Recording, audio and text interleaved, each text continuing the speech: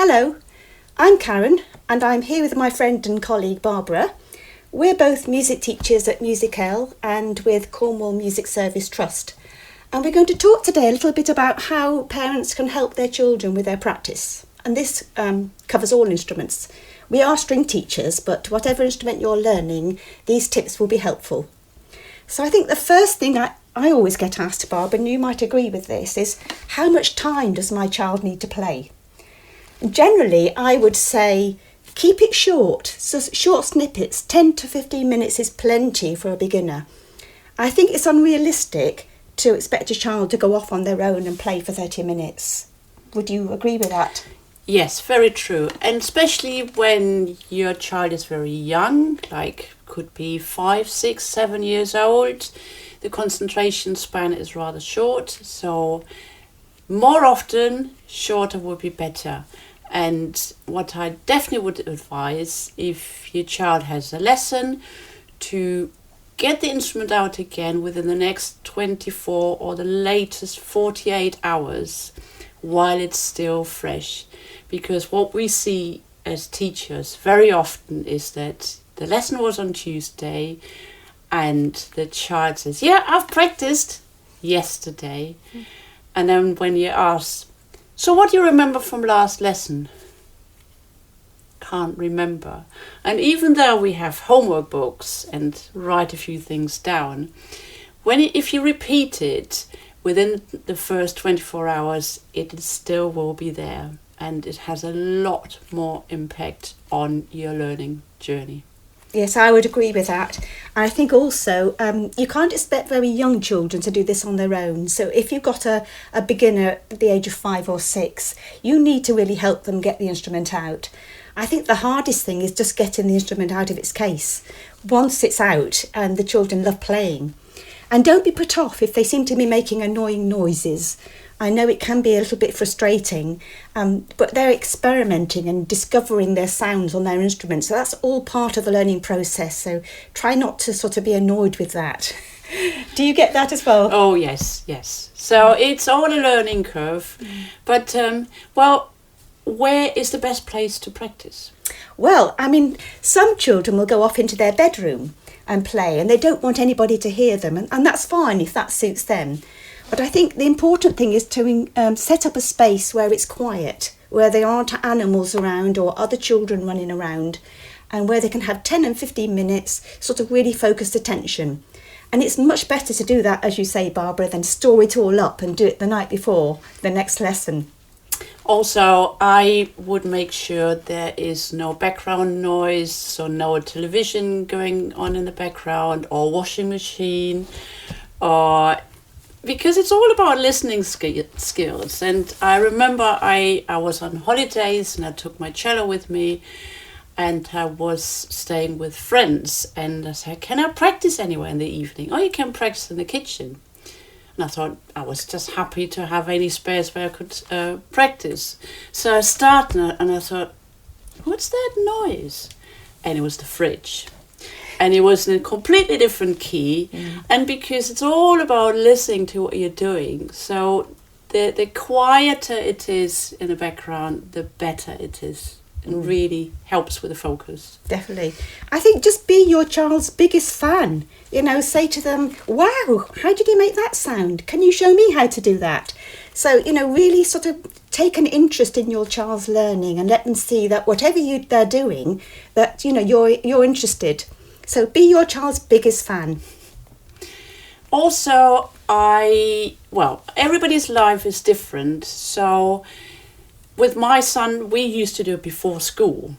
But then obviously not everybody, depending on how far you have to travel, if your child or you are a morning person or not, has a huge impact. But if you have some kind of routine, it really, really helps. So it's part of daily life. And then the child just gets so much more out of it, because the whole idea of practicing is that whenever anybody finishes practicing is that you can play the piece better. And it could just be 2 notes, or it could just be 1 line in your music. but to not to just go through and say, yeah, I've done my practice, done 10 minutes, I played all the same mistakes. That's really not helpful at all. But we rather see children coming and saying, I sorted that bit out, I can play this now, because that's the real reward when you can play it better. Yes, I absolutely love it when a pupil comes in and say, look, I've got that bit I couldn't do last week, and they show me. Absolutely amazing. So Barbara, I've got pupils that have backing tracks and never seem to use them. How can you, do you think that's making the best use of it? I do have the same. So I often ask, have you played with a backing track? No, not yet. And it's basically like you have a pizza in front of you and you either just have the base or the topping. But the whole thing about music is to put the whole thing together, and that's what creates the experience. And if you listen to just playing the open strings, yes, it can sound very, very nice. But if you put it together and you have the whole other elements in the piece, that's what creates real excitement.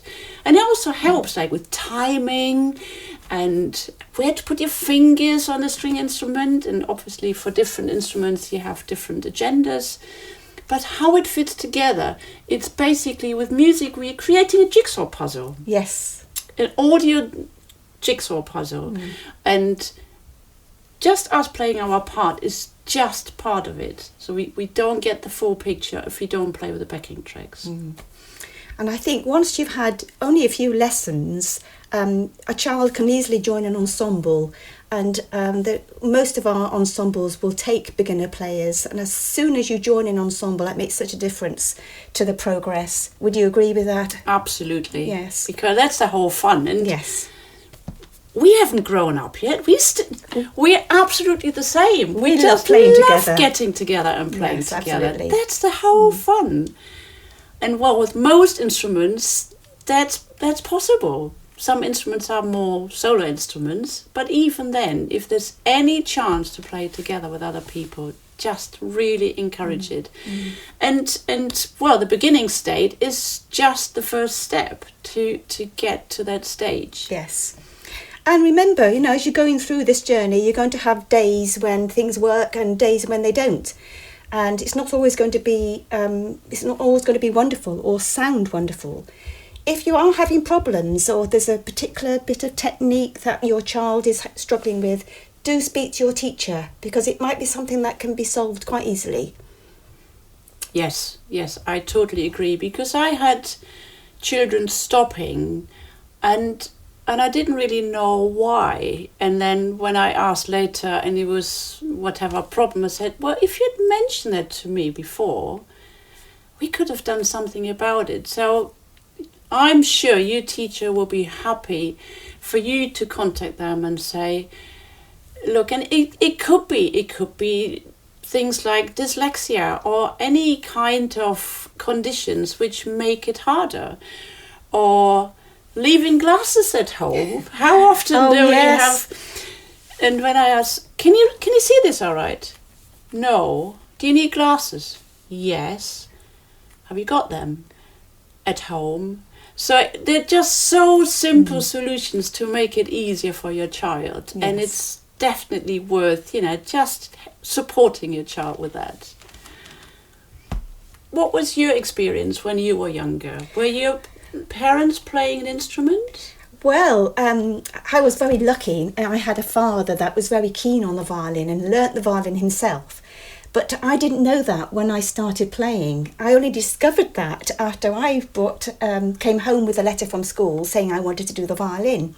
And he was delighted because he learnt the violin along with me, and all our practices we did together. So he virtually relearned how to play the violin when I did.